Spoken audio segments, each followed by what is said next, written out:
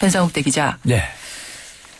뭐 참 우리가 이런 인터뷰고 저런 인터뷰고 다 떠나서 지금도 배 안에 있을 그 많은 실종자들, 희생자들을 생각하면은 너무 가슴이 아프죠. 예, 지금 사망으로 확인된 숫자들이 이제 계속 늘어나고 있는데 성경 말씀에도 그런 게 있어요. 니들이 소리치지 않으면 이 돌들이 소리치리라 뭐 이런 게 있는데 막 숫자가 소리치는 것 같습니다. 텔레비전 화면을 볼 때 보면 늘 가슴이 아픈 일인데 아무튼 사고 상황에 대해서 지금까지 경찰 신문이 진행되고 경찰의 브리핑에 의해서 저희가 계속 듣고 있습니다만은 오늘은 한번 직접 만난 접견한 변호사로부터 한번 들어본 것도 선임된 변호사는 아니라는 거. 그렇지만 이제 접견한 변호인으로부터 이제 들어봤는데 선장의 얘기도 들어봐야 되겠고요. 항해사 얘기도 기관사 얘기도 좀 들어봐야겠습니다.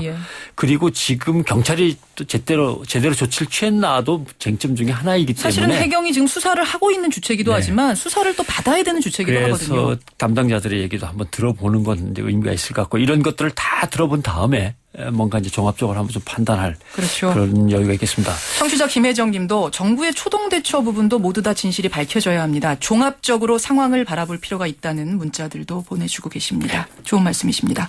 변상욱의 기자수첩 넘어가 보죠. 예, 뭐 세월호 사고의 안타까움, 이 황망함, 사망 실종 과정에 대한 분노, 이 모두를 지금 우울하게 만들고 있죠.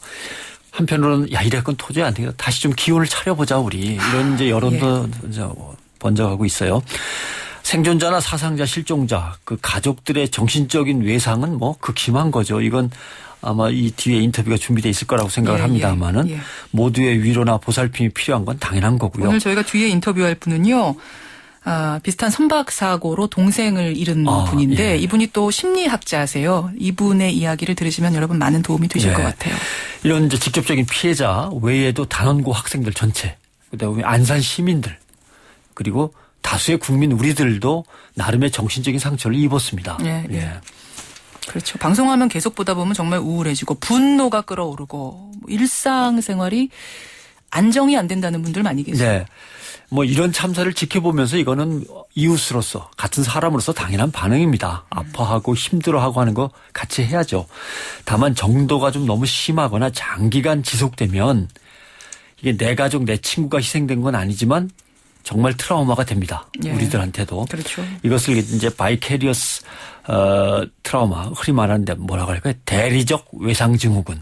이렇게 부르기도 합니다만은 방송 화면을 통해서 비극의 현장을 계속 지켜보다 보면 인간의 공감 본능이 발동해서 당사자의 입장으로 바라보게 돼요. 특히 피해 규모가 엄청나게 크다거나 피해 중에 어린아이가 많다거나 하면은 이 공감 능력이 커집니다. 그래요. 더 안타까워지고 국민 모두의 심리적인 상처가 더 커지죠. 그리고 오래가고. 그러면서 또 마음적으로 좀 약한 분들은 나도 저런 일을 당해서 구조를 못 받으면 어떡하지? 이런 때로는 피해의 어떤 를 갖다 떠올리게 되죠. 내 상황으로 만들어버리는. 그래서 실제적인 공포를 느끼는 사람들이 있어요. 손이 막 떨린다든가 숨이 막힌다든가. 그렇죠. 또 아이들 얼굴이 떠오르면 더 답답하고 우울해지고 그런 거죠.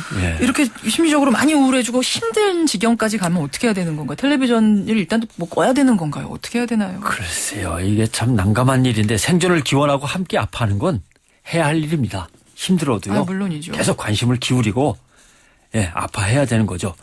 또 직접 겪은 사람들도 저렇게 버티고 있는데 나도 옆에서 같이 버텨줘야지 뭐 이렇게 생각하시는 게 옳은데 다만 너무 어린아이들 또는 너무 마음이 약한 노약자, 심약하신 분들은 이런 상황이 된다면 글쎄요. 텔레비전을 좀 시청을 줄이시고요.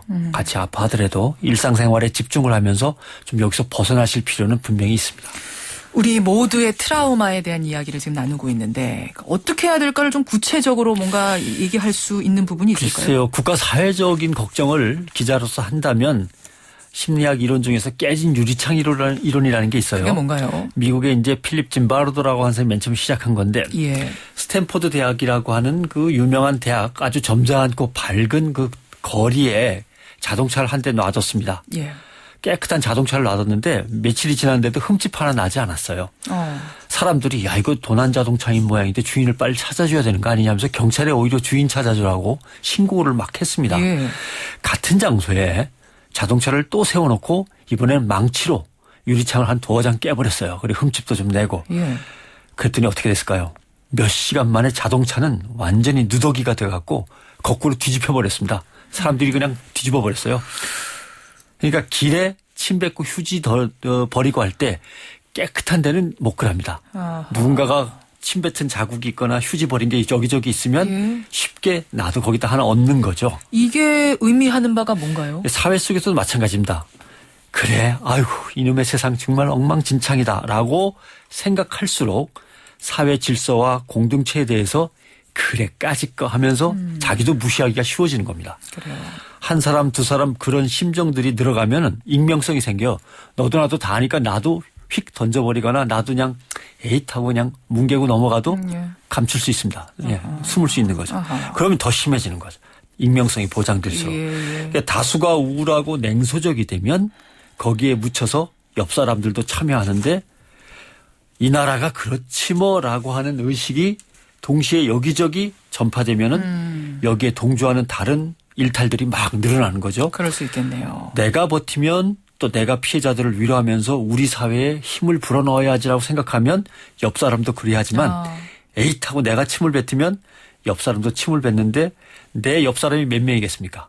그 옆 사람들의 옆 사람들은 또 몇 명이겠습니까? 그렇죠. 이렇게 되면 이제 그렇죠. 깨진 유리창 이론이 이제 나오는 거죠. 예, 네. 예, 예. 또 커다란 재난 목격 이후에는 그로 인한 슬픔이나 분노가 일의 결과를 예측하는 인간의 두뇌 활동에 영향을 미칩니다.